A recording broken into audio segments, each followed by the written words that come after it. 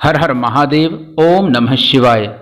नमस्कार साथियों, अगर आपके जीवन में कोई ऐसी मनोकामना है जिसके लिए आप बहुत प्रयास कर रहे हैं, बहुत कोशिश कर रहे हैं, लेकिन आपकी वह मनोकामना पूर्ण नहीं हुई है और आपके घर को गरीबी या दरिद्रता ने पूर्ण रूप से घेर रखा है, अर्थात आपके घर में कुछ भी अच्छा होता ही नहीं है, सब कुछ उल्टा ही होता रहता है, तो आज की इस वीडियो में आपको दो उपाय बताएंगे और दोनों ही बहुत ही सरल उपाय हैं जिसको करने से आप मनवांछित फल की प्राप्ति कर सकते हैं।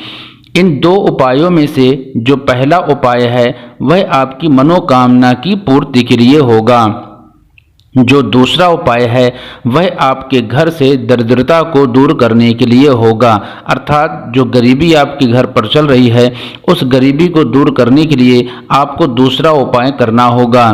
उसके पहले आपसे छोटा सा निवेदन, चैनल को सब्सक्राइब अवश्य कर लें तथा कमेंट में ओम नमः शिवाय अवश्य लिखें। चलिए जानते हैं पहला उपाय अर्थात मनोकामना पूर्ति का उपाय। इस उपाय को करने से यह आपको मनवांछित फल की प्राप्ति कराएगा, किंतु शिव जी साफ चित्त साफ मन वाले व्यक्ति से ही शीघ्र प्रसन्न हो जाते हैं, अतः यह उपाय आपको पूरे मन से करना होगा। इस उपाय को करने के लिए आपको मात्र एक ही शमी पत्र की आवश्यकता होगी। शमी पत्र तो आपको पता ही होगा कि जिसमें बहुत सी छोटी छोटी पत्तियां होती हैं जो भगवान शिव को बहुत ही प्रिय है। वह शमी पत्र लेकर आपको शिवालय अथवा शिव जी के मंदिर चले जाना होगा। साथियों, इस उपाय को करने के लिए किसी विशेष दिन की आवश्यकता नहीं होती, आप किसी भी सामान्य दिन में भी यह उपाय कर सकते हैं। अब ध्यान से सभी बातों को सुनिएगा।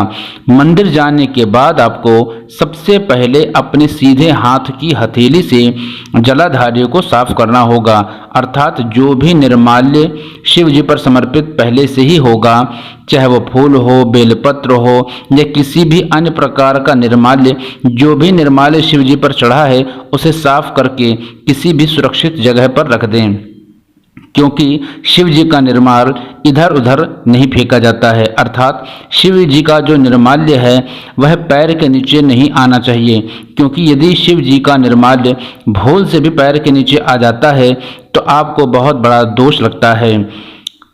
अब आपको लाए हुए सामग्री, जिसमें मुख्य तो एक शमी पत्र है, किंतु शिव जी के ऊपर से श्रृंगार उतारने के बाद शिव जी को श्रृंगार की भी आवश्यकता पड़ती है। अब आपको ही शिव जी का श्रृंगार करना चाहिए, तो आपको उसके लिए शिव जी पर एक लोटा जल चढ़ाकर शिव जी पर जो भी सामग्री लाए हैं उसे पूर्ण रूप से समर्पित करें, चाहे वो फूल हो, बेलपत्र हो, चंदन हो, अबीर गुलाल कुछ भी हो। इन सभी सामग्रियों की सहायता से आपको शिव जी का बहुत मन से श्रृंगार करना चाहिए। अब आपको जो शमी पत्र आप घर से लेकर के आए हैं उसे दो स्थानों पर चढ़ाना होगा। ध्यान से सुनिएगा। पहला स्थान जो भगवान शिव जी के ऊपर जलाधारी होती है, जो भगवान शिव जी की बेटियों का स्थान माना जाता है, वहां पर आपको वह शमी पत्र सिर्फ स्पर्श कराना होगा और वहां से स्पर्श कराने के बाद, अर्थात जलाधारी से स्पर्श कराने के बाद आपको यह शमी पत्र भगवान शिव जी के ऊपर समर्पित करना होगा और शिव जी पर या शिवलिंग पर शमी पत्र समर्पित करते समय आपको अपने मन की जो कामना है वह भगवान शिव से कर लेनी होगी। ऐसा करने से भगवान शिव आपकी सभी मनोकामनाओं की पूर्ति करेंगे। चलिए अब बात करते हैं उस दूसरे उपाय की, जो उपाय आपकी गरीबी, आपकी दरिद्रता को दूर करने वाला होगा। यदि आपके घर में कोई ना कोई दुख और समस्या लगी रहती है, धन की समस्या है तथा चारों तरफ से परेशानियों ने घेर रखा है, तो इस उपाय को करने के लिए आपको दो चीज़ों की आवश्यकता पड़ेगी। पहली जो सामग्री है वह है 2 बेलपत्र तथा दूसरी सामग्री है वह है 7 शमी पत्र। ध्यान से सुनिएगा, आपको इस उपाय को करने के लिए 2 बेलपत्र और 7 शमी पत्र की आवश्यकता होगी।